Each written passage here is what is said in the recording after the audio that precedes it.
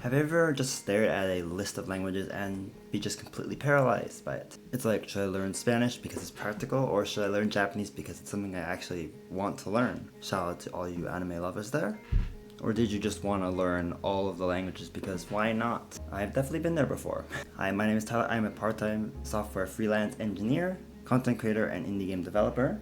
And on this channel, we explore ways of being productive without burning out that are impactful yet simple, one step at a time. Yeah, so how do you actually choose a language to learn? Because there could be a million reasons, and sometimes you just wonder what's the right choice. What's the most useful, what's the most impressive, whatever your reason may be. But I can say for sure that after starting and quitting tons of languages, whether it was from Hindi to Chinese to Icelandic, I actually tried that once because I went to Iceland. I'd say if there's one thing you should get from this video, is that it's not really the most useful one. It's the one you'll actually stick with at the end of the day. And to figure that out, and I think there are 4 simple questions that one could ask to narrow that down. And I'll walk through each one, and hopefully by the end of this video you'll have a rough idea of what you want. So the first question is, do you have a heritage language? Now, my family is Chinese. The funny thing though is that one half of my family is Mandarin speaking, and the other half of my family is Cantonese. I do eventually want to learn both.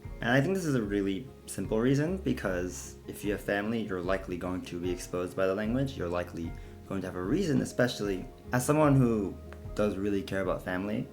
This was a question I asked myself, because I'm actually born in the US, so I've never really been to China yet. And while I didn't really try all that hard when I was a kid, nowadays I would actually like to learn it, especially when I have grandparents that I would like to talk in Chinese with, and I thought it just kind of mattered to me more at the end of the day. Plus there's a lot of things you can't really convey through English that just are different in Chinese. It's just a cultural thing, I think, at the end of the day. And I suppose having family, especially if you're dating someone who speaks Chinese, me included, there is a much bigger motivation because it's much more personal. And though I may never fully understand culturally being Chinese or whatever, I think it's important for me at the end of the day. So for those who have a heritage, whatever that may be, it could be the most obscure language ever, I would still at least try to see if it's something you would like to pursue, because for some people it can be an emotional thing, and that it can be a strong enough why to stick with the language and to actually want to learn it. And it makes, I feel like the decision is inevitably easier. Or like if you even are dating someone who is from another culture and speaks a language, you should definitely try learning it. I'm sure it would definitely impress them and a lot of people that you would talk with, especially their parents. Now, question 2 is going to be relating to media that you consume. Now, as I've foreshadowed earlier in the video, I watch anime, and so I'm exposed to a lot of Japanese. And honestly, I think it's my favorite genre of stuff, like anime and Kamen Rider, especially Kamen Rider. If you notice, here I have the Zets captions for the current Kamen Rider show that is airing and actually on YouTube. But I think this is also another good reason to learn a language, because you're already having fun. You're being exposed to the language already, even if you're watching English subtitles. So why not take advantage of that? For me, for example, I was exposed to anime, I think, high school about. Initially from the Dragon Ball Z Kai stuff that was aired on Nicktoons, I think it was. But over time, I obviously branched out and watched stuff like Free Ren, Chainsaw Man, a lot of really good stuff. And believe it or not, that was actually the first one I learned. Unfortunately not Chinese. Well, technically I had Chinese school, but in terms of serious language learning, Japanese was the first one I started with, and with Duolingo to add. And it's a lot easier to stick to because you're already watching it. Maybe you'll do some side studying like on Duolingo or Pimsleur, and then just watch. I mean, you'll likely pick up a few things even when you're watching stuff. And it also makes it fun. You know, it should be fun at the end of the day.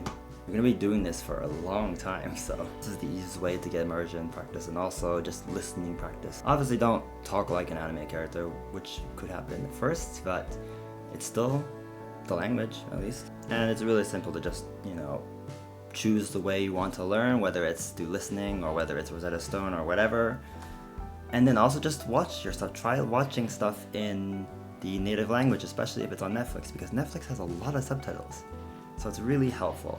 Either that or YouTube, because there's just a lot of content you can access nowadays that you couldn't access in the past. And it's such a great resource at the end of the day to just have so much content to expose yourself and get familiar with pronunciation and whatnot. Now, question 3 is more of a practical one, and I'm sure this applies to a lot of working people, especially if they travel.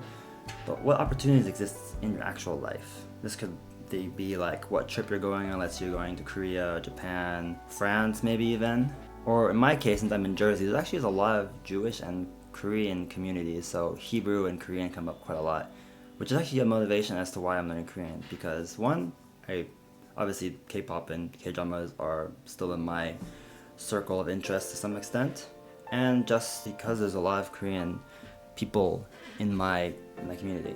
So, or for example, career paths, maybe you want to travel for work for somewhere, because I think when it comes to business, it actually probably is a good thing to learn the language. Sure, obviously a lot of people are learning English and probably could get away with it.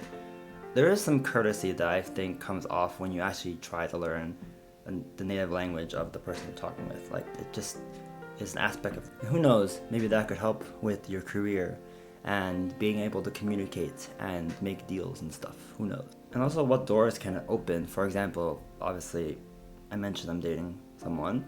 And for me, Chinese, I think, is also important because I think it is a nice gesture to actually learn the language for your significant other. And also, I think it's just impressive overall. But it all circles back around to how is it relevant in your life. Yes, I mentioned there's the media stuff you do. Yes, there's also the heritage, the people you live around, their family. But it all comes back to what are you gonna actually use it, is what I'm saying. So it's a good idea to take into account all of that and be like, okay, what matters most to me? And this kind of gets into question 4, which I think is the most important one, which is, what's your specific personal why? Because if you're just doing this for money, yes, some people can push through it, but I feel like for the long term, especially since language is a lifelong thing and you're constantly doing it all the time, I do feel like a why that's personal to you is really important. And I feel like if you try to do something where it's like, oh, it'll look on a resume, it's not useful enough, or it's useful or not, I do find that for me personally, it makes me shortcut and try to cheat my way through it. And it doesn't quite feel right. And I also just don't really learn the language, and I'm only just cheating myself out in the long run. And at the end of the day, motivation is just not sustainable, especially for language learning, but a lot of things in general. Like, life can get in the way, and then it could just get tossed in the wind and you never come back. Which is why it's equally important also to be, if you have an important thing that you have and it prevents you from learning language, at least that why will bring you back. And it won't just be like, oh, I stopped doing it. Oh well, I'll just wait till next year or whatever, or never. And I think you should be a little excited about it at the end of the day. It should be something that you look forward to, you enjoy, you have fun with. Especially when it comes back to the whole, what you watch, family, why you're doing this in the first place, where are you going, kind of. It should be your own reason at the end of the day. At least I think. And for me, a good reason could be like, oh, I want to learn Chinese because my girlfriend speaks Mandarin. Oh, I want to learn Spanish because I have some family that is Hispanic. Or I want to learn Japanese because I want to learn anime. And so I pass off the question to you to give that some thought. And to review, I want to go through all 4 with you real quick. So 1, heritage language. It is something your family speaks or anyone you know. 2, media consumption patterns. Do you watch a particular kind of genre or series or whatever shows in a specific target language? For example, K-dramas for Korean, anime for Japanese, etc. Does your life opportunities line up with it in terms of where you're going, where your life's at currently, who is in your community? From that, figure out your specific why. And at the end of the day, you don't have to necessarily commit to this. The point is to start. You don't want to always just stay thinking and overthink and then never start, because then you're never going to learn. So at the end of the day, you have to act. You have to do stuff. And I found that if I spend all the time planning, all the time thinking of what could be the best language, what could be the best way to learn a language, I would get nowhere. And you can always switch languages, you don't have to necessarily master a language. I don't feel like, even as a native English speaker, I feel comfortable, but I don't think I'm fluent because there's a whole lot of other subcategories like law and science that I just don't know. And so you can always just be like, okay, after a year or so, I feel comfortable enough in the language. I can always switch. I can always go to a different language. I'm learning 3 languages right now, for Christ's sake. Not a good idea, but that's the point. So with that, I hope this video has helped, and in the comments, maybe write down what language you're thinking about learning next. But yeah, speaking of action, here is a video about what I've learned from dating, the things that I wish I knew in regards to also taking action, because you have to take the wheel with your own hands at the end of the day. So yeah, check this out if you're interested. I'll see you in the next video. Peace.